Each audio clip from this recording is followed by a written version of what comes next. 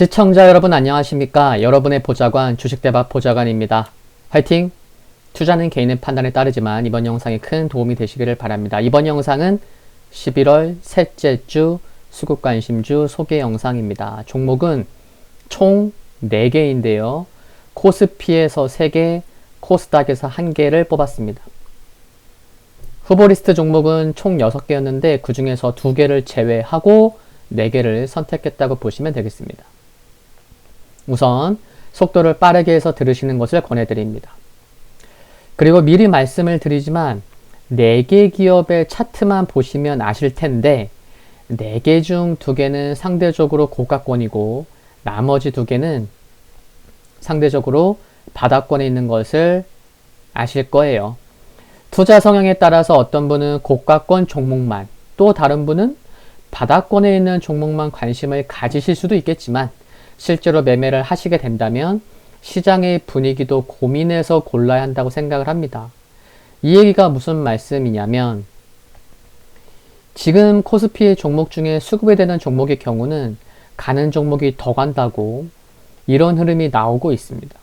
기다리는 조정이 나오지 않고 그냥 5일선을 따라서 계속해서 상승을 한다거나 수급이 받쳐지니까요. 그렇죠? 예.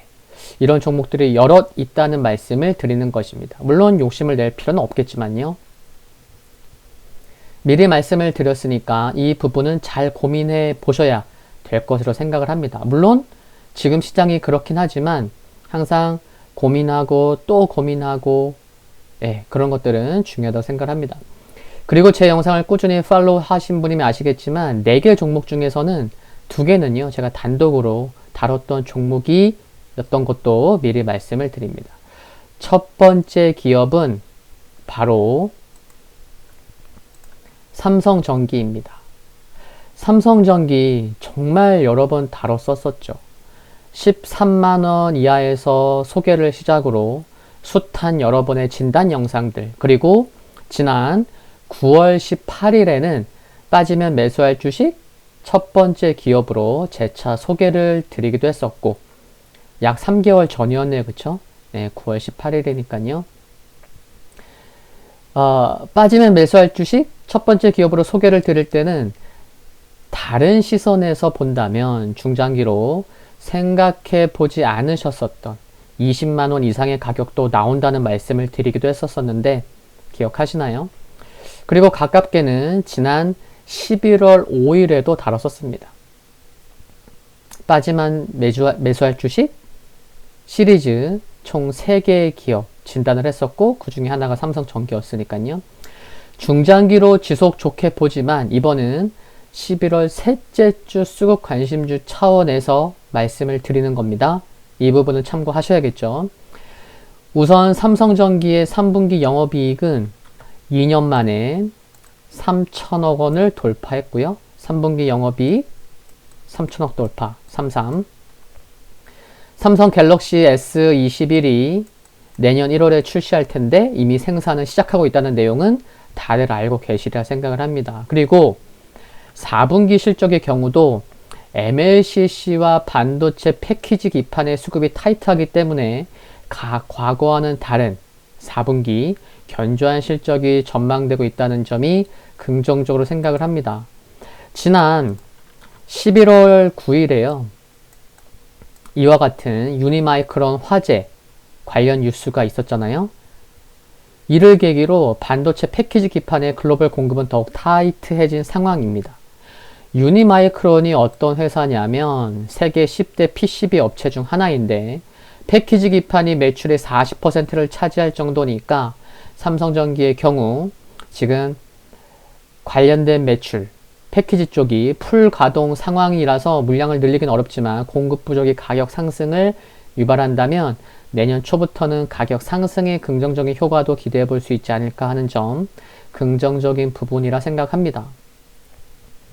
현 시점에서 내년 영업이익을 크게 보는 곳은 내년 영업이익이 1조 원을 돌파해서 2018년과 비슷한 수준인 1조 1,500억 원 수준을 전망하는 곳도 있다는 것도 참고하시면 좋겠습니다. 이제 기술적인 흐름과 수급 살펴보면요. 이동평균선이 정배열되어 있는 초입에서 거래량이 터지는 모습으로 그냥 기술적인, 외국인이 계속 사고 있네요, 기관이 좀 많이 사네, 이런 걸 다 떠나서도 그냥 기술적인 흐름만, 이평선과 거래량만 보더라도 그냥 차트가 이쁜 모습입니다. 일별 수급을 보면, 일별 수급 봐볼게요. 외국인이야 제가 13만원 이하에서 처음으로 삼성전기를 단독 소개할 때도 외국인 수급 가지고 소개를 했었던 거고요. 그쵸? 외국인 수급 11월 둘째 주 매우 탄탄했고, 기관은 주 중반 이후에 목요일, 금요일 수급이 좋았습니다. 32만 주 매수했는데 연기금이 20만 주 매수한 것도 알 수가 있고요. 메이저의 수급 탄탄하다는 거죠. 그리고 외국인 지분율은 13일 금요일 기준으로 드디어 34%를 돌파를 한 거고요. 삼성전기의 이번 11월 셋째 주 마늘 놓고 보는 1차 목표가는 16만 2천원을 제시하고, 단기적인 관점에서 손절 및 비중 축소를 고려해야 할 가격은 종가상 14만 3천원을 강하게 지켜지지 못할 시로 대응하시면 될 것 같습니다. 이미 매수해 놓고 계신 분이라면 긴 호흡에서 보시면 좋겠다는 말씀도 함께 드립니다. 화이팅입니다. 두 번째 기업은 한솔케미칼입니다. 제가 뭔가 좀 관련된 영상을 올렸던 게 좀 기억이 나시나요? 한솔케미칼은 약 한 달 전에 10월 16일 금요일에 외국인 그들은 왜 샀을까? 라는 제목의 두 번째 기업으로 소개했었습니다. 그때 종가가 여기 노란색 동그라미 여기니까요. 14만 7,500원이었었고요. 빠지면 매수할 주식으로 소개를 하려다가 구분 지어서 외국인 그들은 왜 샀을까? 라고 영상을 찍었습니다. 라는 말씀도 드렸었습니다. 거래량 아래를 봐보세요. 미리 동그라미 쳐놨지만 파란색이 뭐죠? 외국인 보유율이에요. 외국인 보유율 꾸준히 증가하는 것을 알 수가 있고, 한번 주봉을 봐볼까요? 주봉을 보시면 이게 언제예요? 2020년, 2019년, 2018년, 2017년. 외국인의 파란색 보유율은 꾸준히 매수해 왔구나, 더 확연히 알 수가 있습니다. 외국인이 아주 오랫동안 계속해서 사랑해 오고 있음을 알 수 있습니다. 주가도 상승했으니까 짝사랑은 아니었던 거예요. 한솔케미칼 우선 말씀드릴 수 있는 부분은 올해부터 영업이익률이 20%대를 기록하면서 실적이나 수익성에서 한 단계 레벨업이 됐다라는 것이고요. 주가는 이를 반영해 가고 있는 상황인 거죠. 한솔케미칼은 반도체, OLED, 2차전지 등 다양한 포트폴리오를 보유하고 있죠. 시장에서 관심이 큰 쪽은 OLED랑 2차전지. 내년엔 2차전지인데 또 말씀드리면 향후 5년간 삼성 차세대 TV에 퀀텀닷 소재가 지속 탑재될 것으로 추정되고 있어서 중장기 성장성이 부각받을 수 있을 것으로 보입니다. 결국 삼성전자와 LG전자가 차세대 TV를 두고 경쟁이 치열하잖아요. 관련 뉴스 참 많고, 앞으로 계속 진화되어 갈 차세대 TV에서 한솔케미칼도 함께 성장해 갈 수 있다고 이해하시면 되는 거고요. 2분기 실적, 어닝 서프라이즈 기록했죠. 그리고 지난 12일 목요일에 발표된 3분기 실적을 보면 영업이익, 3분기 영업이익 얼마 나왔죠? 네, 500억 원이 넘는 영업이익을 기록했습니다. 그래서 다시 한번 컨센서스를 상회하는 실적을 보여준 거죠. 그러다 보니 목요일, 금요일 삼성전자의 흐름도 좋았지만 이처럼 두 개의 캔들 뽑으면서 거래량도 실리면서 좋은 모습을 보여준 거죠. 삼성전자양 TV용 퀀텀닷 시트 판매 급증, 2차 전지와 OLED용 테이프 판매 증가, 반도체양 과산화수소와 프리커서 매출 증가 덕분에 3분기 영업이익이 500억 원을 넘을 수 있었던 거고요. 4분기에는 연말에 일시 지급되는 성과 보수 등으로 인해서 3분기에 비해서 실적이 둔화될 수밖에 없겠지만 전년 동기 대비해서는 역시나 증가한 숫자를 볼 수 있을 것으로 전망되고 있습니다. 내년에 삼성전자가 메모리와 파운드리 모두 대규모 증설에 나설 것으로 예상되고 신규 사업인 2차전지 소재까지 모멘텀이 부각받을 수 있는 점을 감안하면 지속 관심이 필요한 기업 중 하나라고 생각해 볼 수 있습니다. 기술적인 흐름과 수급을 살펴보면 일별 수급 봐볼까요? 네, 뭐 꾸준히 매수하는 모습이에요. 그렇죠?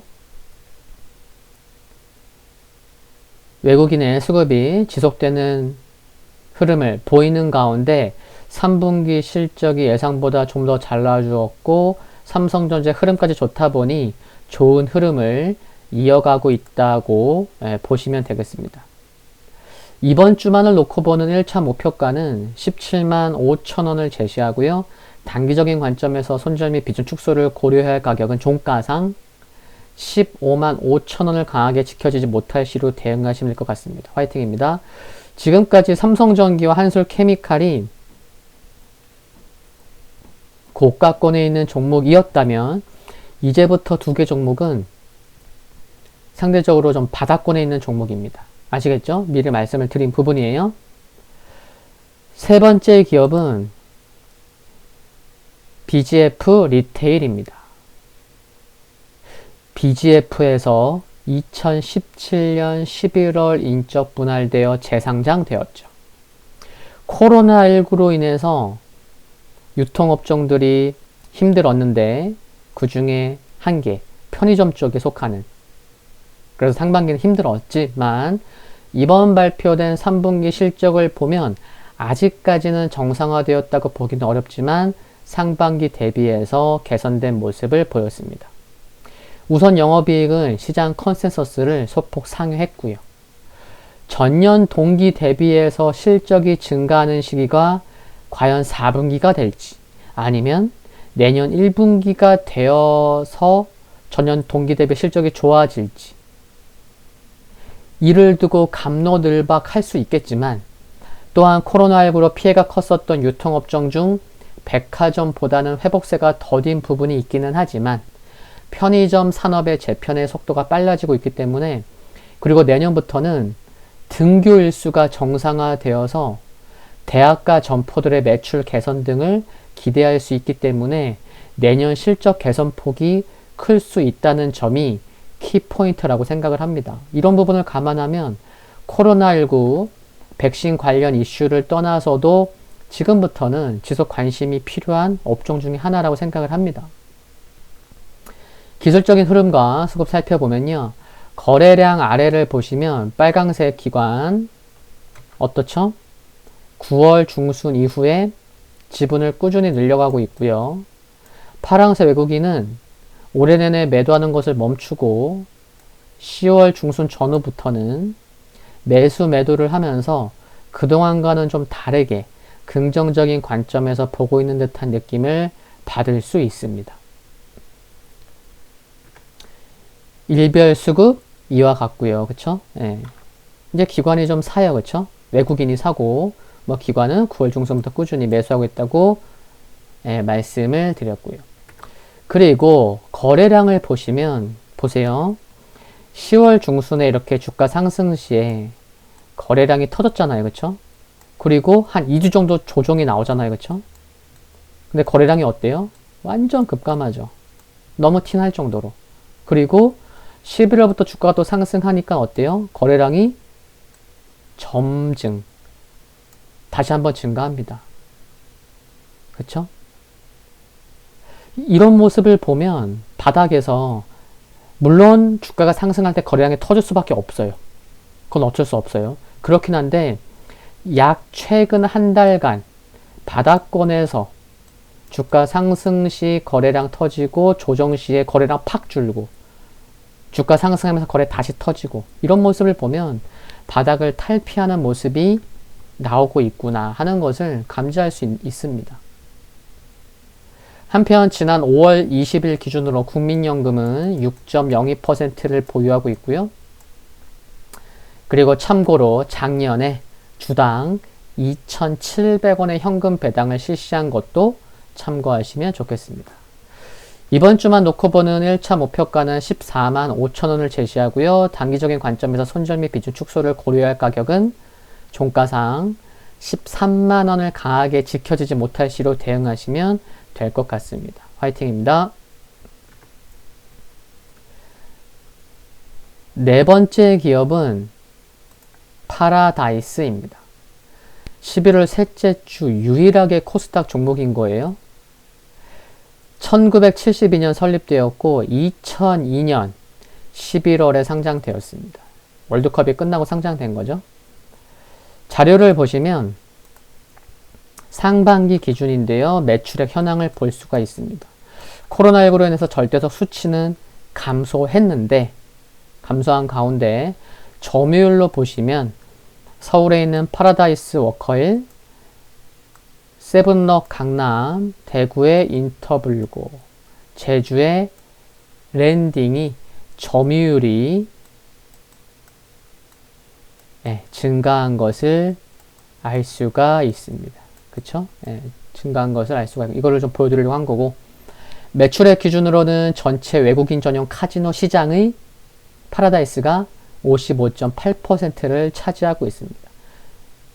방문객 수와 매출액 기준은 달라요. 근데 방문객 수보다 매출액 기준으로 했을 때 점유율이 좀 더 큽니다. 파라다이스가. 3분기 실적을 보면 물론 적자예요. 적자이긴 한데 컨센서스를 소폭 상회했고요. 역시나 중국인 VIP, 일본인 VIP가 없는 상황이다 보니까 여전히 부진한 실적인 가운데 희망퇴직 비용으로 3분기에 약 53억 원이 반영된 것도 알 수가 있고요. 생각보다 좀 크죠?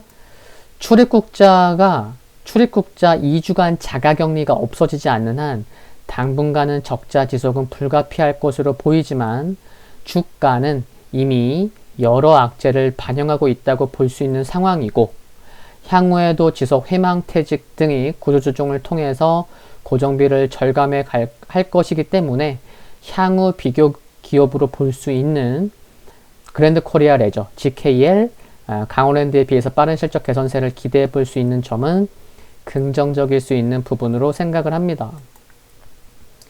기술적인 흐름 수급 살펴보면요. 거래량 아래를 보시면 파란색 외국인은 이처럼 7월 이후에 꾸준히 지분을 4개월 이상 늘려온 것을 알 수가 있고요. 빨강색 기관은 올해 내내 매도하다가 11월 들어서 11월 둘째 주부터 매수로 돌린 모습입니다. 일별 수급을 보시면 지난 화요일에 주가가 6.9% 상승했을 때 거래량이 무려 500만 주 이상 터졌을 때 기관 약 85만 주 매수를 했었잖아요. 근데 이때 보시면 연기금 20만 주, 투심 19만 5천 주, 사모펀드 19만 6천 주, 옆에 있는 보험 약 22만 주. 그러니까 연기금, 투신, 사모펀드 보험이 한 20만 주씩 산 거예요. 그쵸? 특히 화요일 수급이 좋았다. 여러 군데서 들어왔다. 20만 주씩. 눈여겨볼 부분이고요.